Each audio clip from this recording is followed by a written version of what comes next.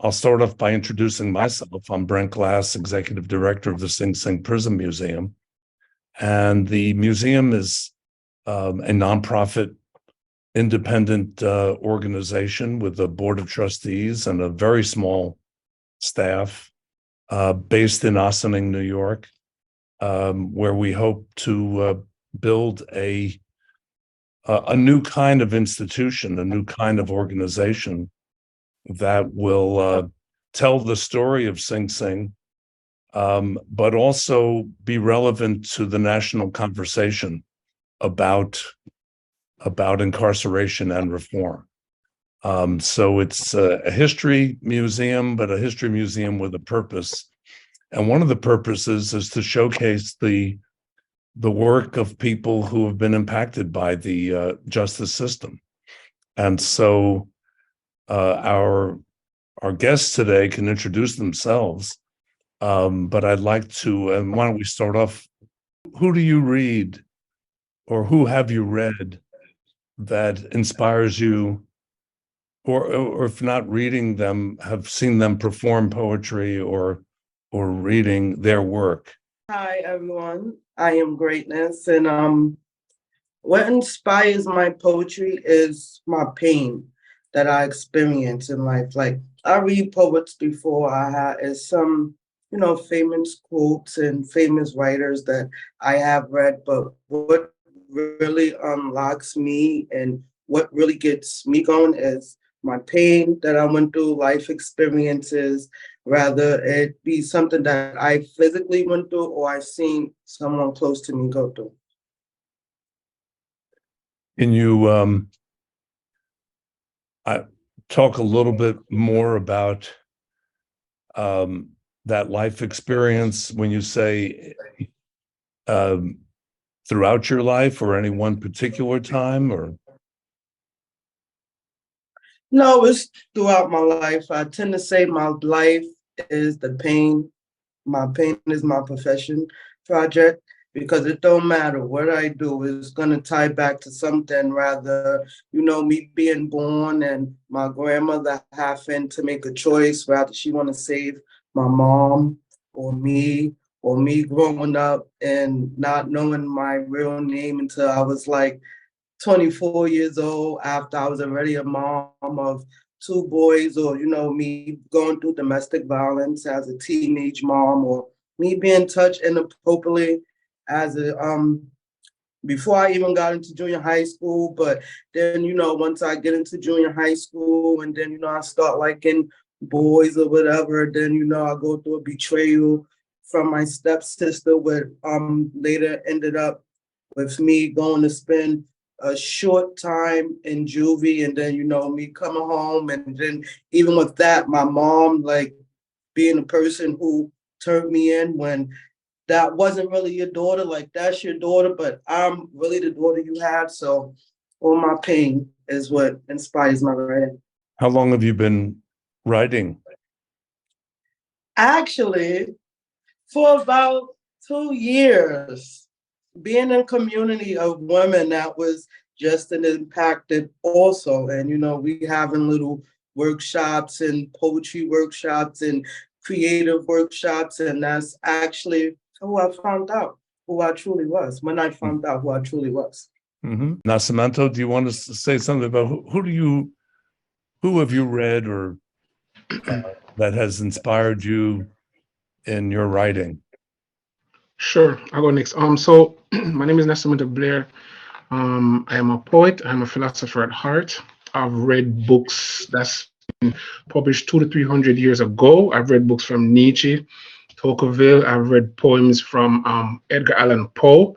I like Poe's poetry because Poe had a lot of difficulties in his life, similar to the experiences like what Greatness just said, and myself, people being justice impacted, and they were able to channel that poetry into words, creating imagery with those words to share with others. I also like Ralph Waldo Emerson. Emerson is my favorite poet of all times, and my favorite poem from Emerson is an epic called Uriel. I like epics because I like poems that tells stories, and not just stories, but stories that are meaningful, impactful, and lasting. So I would say my influences from poetry comes from the darkness and being able to turn it into positive light. So it's like living in between Poe and Emerson, and it's inspired by philosophy. Any recent poem, any recent poetry, 20th century, 21st, that have impressed you or influenced you? Sure, I've read I would say poems from Maya Angelou, poems from Claude McKay. If We Must Die is one of my favorite Claude McKay poems, and Still I Rise, Maya Angelou. As a matter of fact, I was saying that poem yesterday of all the things that I'm going through in life. As a matter of fact, this Sunday makes 3 years I'm home. And things might not be going exactly how I want it, but it's not the worst. And I'm still moving forward. So like Maya Angelou said, and still I rise. So I don't want to plagiarize anything here, anything like that, but those type of words, being able to latch on to them has created positive mindsets in negative situations. Like, the fact that, you're still alive, you're still breathing, you're still healthy, you still have your family around you, your support system, which a lot of people, as soon as they are liberated from the incarcerated world, you come home to a lot of social inequities, as well as coming home to a lot of social isolation from the workforce to various little different things. So the fact that we are still rising, as Maya Angelou said, I like influential poetry like those. And I wrote 2 poems for this because I was a part of a workshop at Emmaus House, and part of that influence of how the cadre of friends were able to come together and participate in the poem successfully, creating a wholesome community, was able to inspire me again to do some more writing. Yeah, and lastly, I've been writing since 2005. I've been writing a long time. I've been writing since 1998 when I was in high school. But I took poetry seriously in 2005 when I wrote a bunch of poems, and people around me read it at the time, and they were like, "This is really good. You should pursue this," because to me it was just a matter of purging. To me, it was a matter of coping. It was a matter of dealing with one situation, and I was able to deal with it effectively through writing. And since then, I haven't looked back. And you read some of your we've recorded some of your poems, Robert, haven't we? Yes, Nascimento did too. We went over to his house, and he did 2 poems that were kind of interesting, and it's like he said, it unlocks the doors to so much that you have hidden, because oftentimes inside you hide who you really are, and sometimes it's the arts and things like that that bring it out, because you don't really know that you have those talents at first, and then once you start writing, even music or doing something totally different, it brings out a level of art and personality that you just didn't know it existed. And it's like when he mentioned Claude McKay, it's true. You think about it, like, if I must die, not like a hog, you think like that. If you're in prison, you're thinking you want to be strong no matter what. You're not going to let this be the end and defining moment of who you are. And that's something that all of us thought about throughout our years, is not being the worst thing ever remembered. You want to rise above that. Like you said, I still rise. You want to rise above that most negative point in your life to be something better. And it's not easy, but you have to work at it. And when you work at it, it's really great. You feel so much better when you work for it and you earn it yourself. It just feels so much better. Like when you finally earn something in your life, you finally reach that conclusion to do something good. So I really think that's important. And just to interject real quick, Robert, Viktor Frankl's Man's Search for Meaning too. It's not easy finding meaning behind those walls, but what I've realized is then, if everything you have been raised to believe, if everything you've been part of, whether it be any institution, and even the family as an institution, your parents, your siblings, if that's been stripped away from you, then what is left is the remainder. And if you are able to rise above that, and you realize that your humanity is stronger than what you were led to believe. And so with Viktor Frankl's Man's Search for Meaning, poetry became my meaning, as to express myself. And it's something that I look forward to. And no matter how much I try to move away from writing poetry, everything that I write, it end up being poetic. So I try not to fight it anymore. So I let it flow because I find it easier. And like Robert said, if we must die, we must die underneath our terms. Ivan, you care to introduce yourself and then also talk a little bit about what influences you as when you're writing, or I know you're also an artist, and I'd be really interested to know where you draw your inspiration, who are your models. Yeah, so my name is Ivan Calaff, and I'm not necessarily a poet. I do some writing, do some artwork, I do some music, but I don't share it with the world. It's very personal. Matter of fact, I've never shared any of my art with the world, or very rarely. What I do is I read other folks' poetry. So I have two poems that, if time allows, from a friend of mine, a dear friend of mine who's still incarcerated. He's about to go to the parole board in another 10 months. Hopefully, he'll be home after 20 years. He's a great writer. He just recently discovered that during the pandemic that he's a great writer, poet. So I came into the reading game very late in my life. I dropped out of school in the 8th grade. Didn't get my GED till I was in my 30s, Mhm. 40s.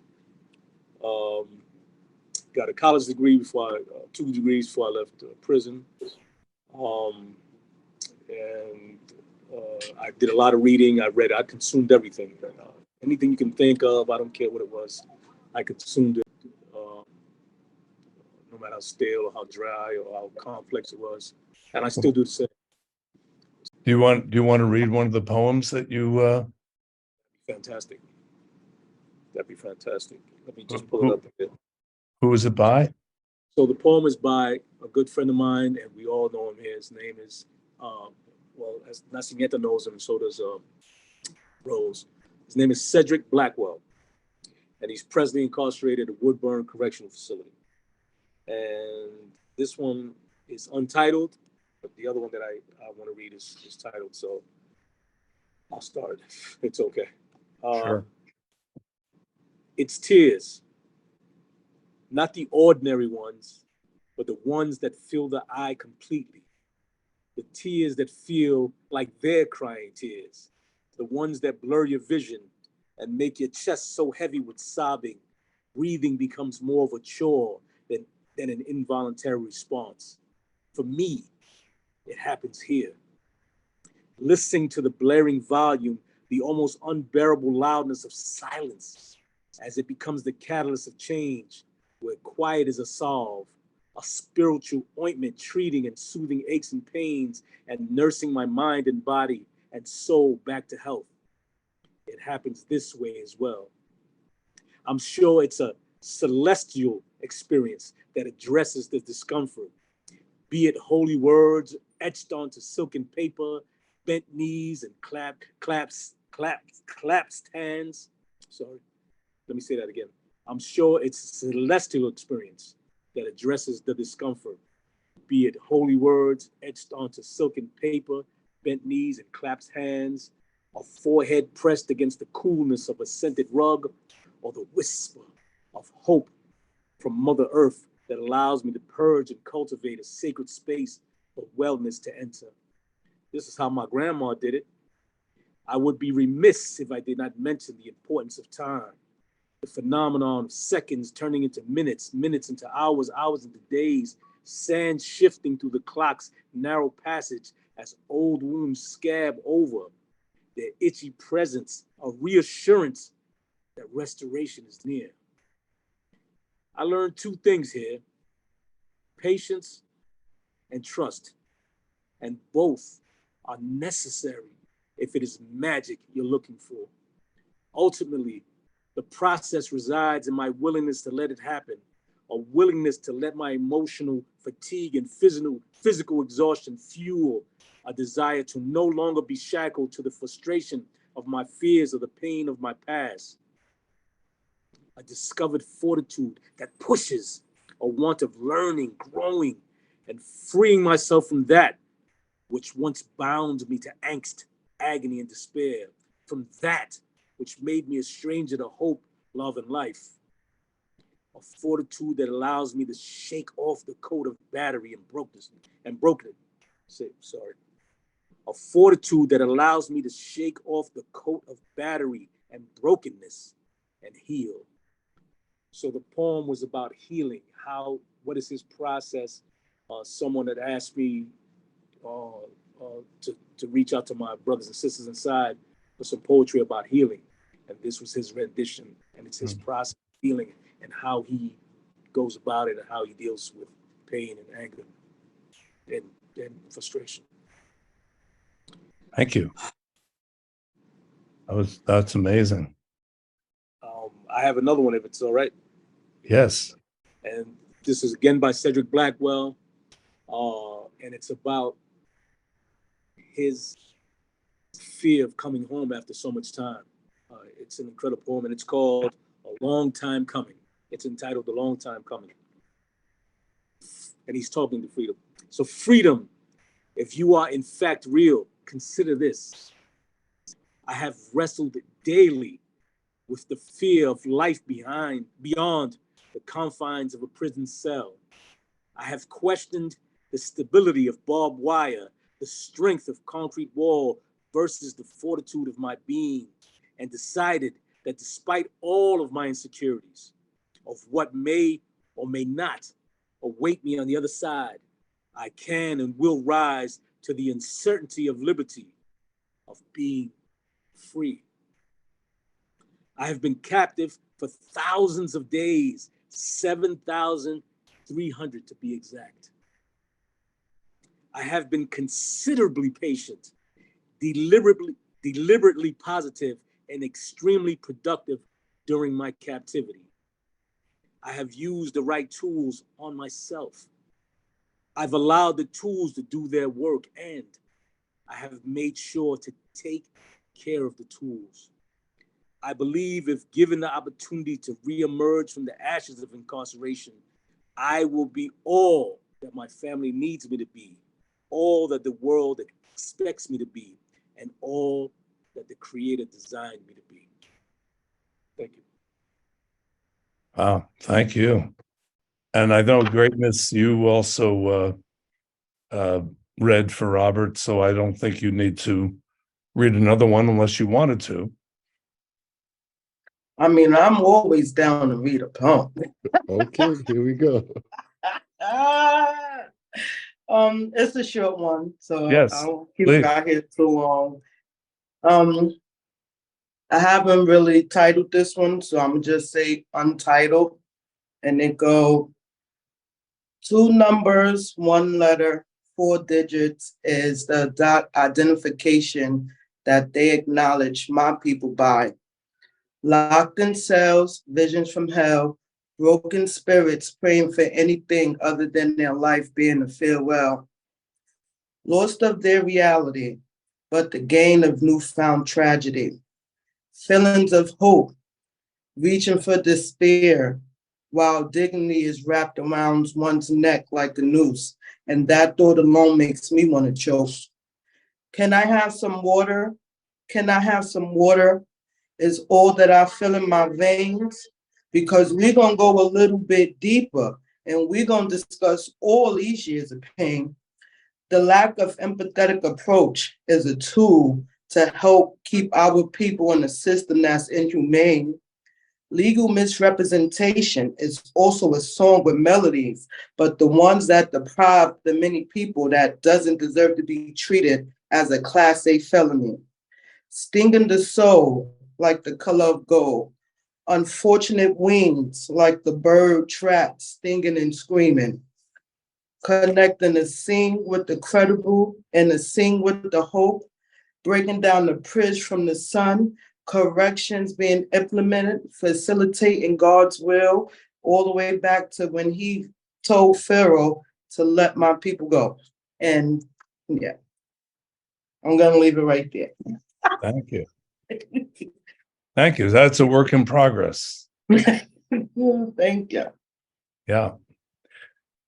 Whether you think a museum about Sing Sing prison or any prison, but Sing Sing in particular, because it's so prominent, can be impactful, or how could it be impactful on today's conversation? So our mission statement, we boiled it down to just a few words: to tell the stories of incarceration and reform and bring people together to imagine and create a more just society. So, I know, and Celeste Greatness, we haven't ever met. We're meeting for the first time, but I'd be interested in your comments about whether a museum about a prison can be useful in any way. Well, I think a museum will definitely be useful. One, bring Sing Sing, because that's going to be a prison that I'm never going to forget, because that was the first time I met my uncle, as far as I could remember. So for me to meet my uncle for the first time at 10, behind, in his green suits, and he's in jail when, behind the wall, to me being in my 30s now and seeing my uncle, how much he grew, and, he's not the past person that he was that, made the mistakes. To see him now to be so wise and be able to, tell us no, that's not the way. And to give his stories of what led him into jail now, and for him to be able to stand tall as a man and tell us it's not worth it, I think that's amazing.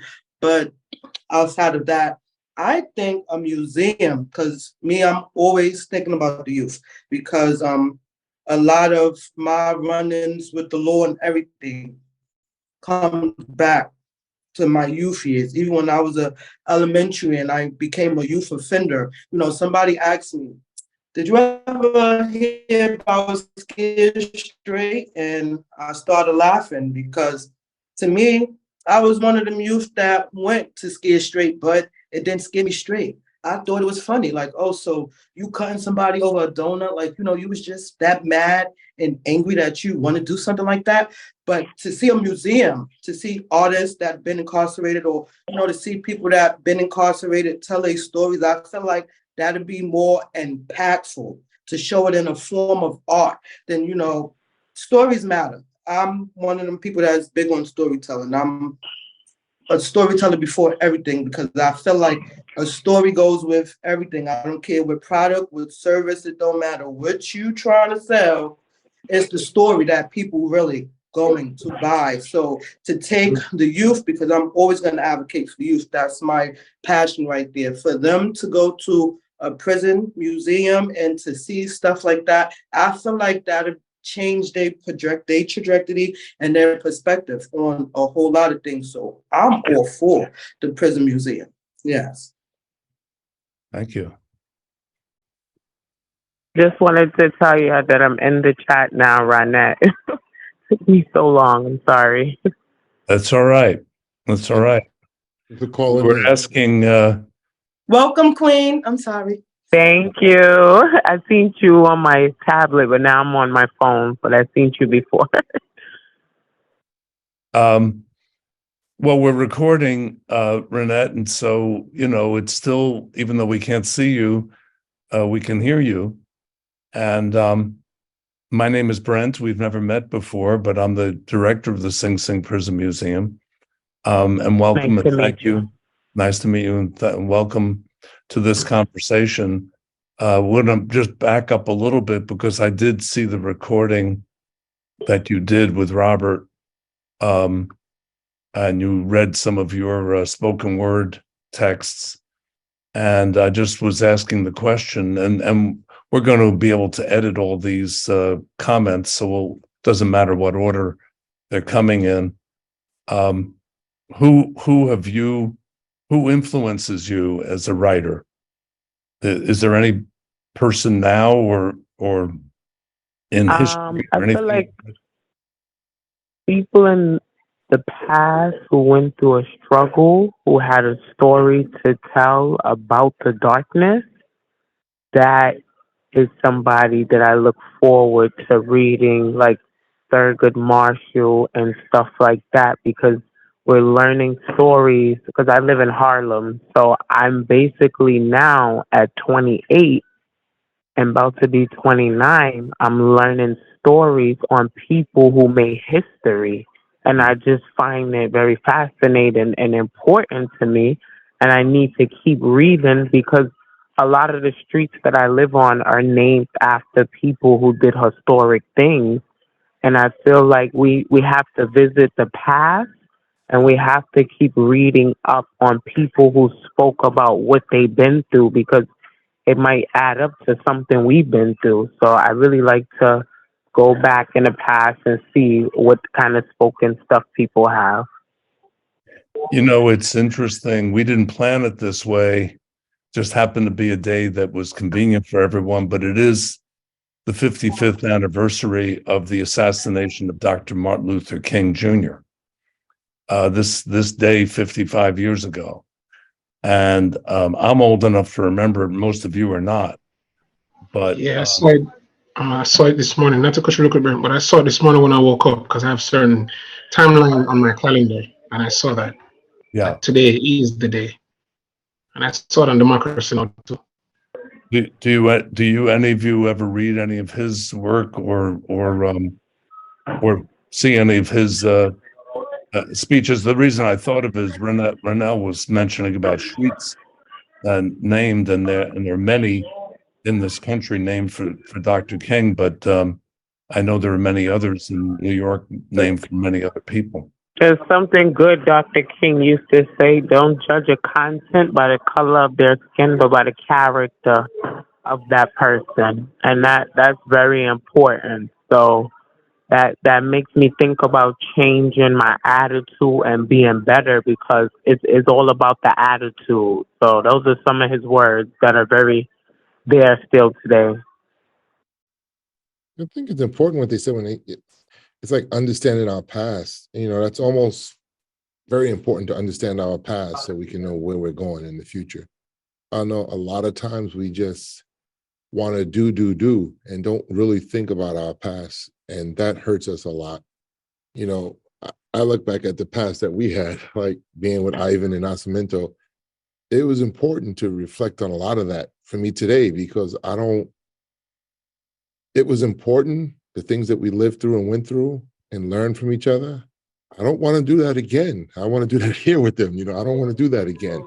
But it was extremely important, and it gave us a real foundation to do good things out here now in the community. But I mean, I wouldn't give up what we went through and what we learned because it definitely made me a better person.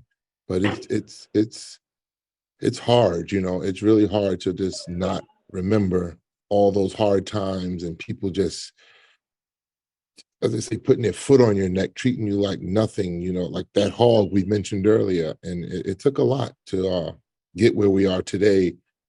And that's a deep understanding of our past. And like when Greatness mentioned working with youth, that's something that's missing, just understanding our past. So many people don't understand our past, and we're just living for the moment, and we're losing a lot of good things by just living in the moment, and we don't, and it's hurting us, you know. But it's good to just know and read and listen and just absorb as much as you can so that you could be a better person. You know, I hope that as we develop this museum, we have the capacity to share these stories with youth. We have in Ossining and Peekskill, which are both very interesting communities of very diverse student population. We have a class that we developed that's being taught in the high school And a lot of the readings that you all have mentioned, some of the readings that you all have mentioned are being shared with those students. And it takes a long time to reach a big audience, but I think we're getting started in that direction. And I hope as we get an actual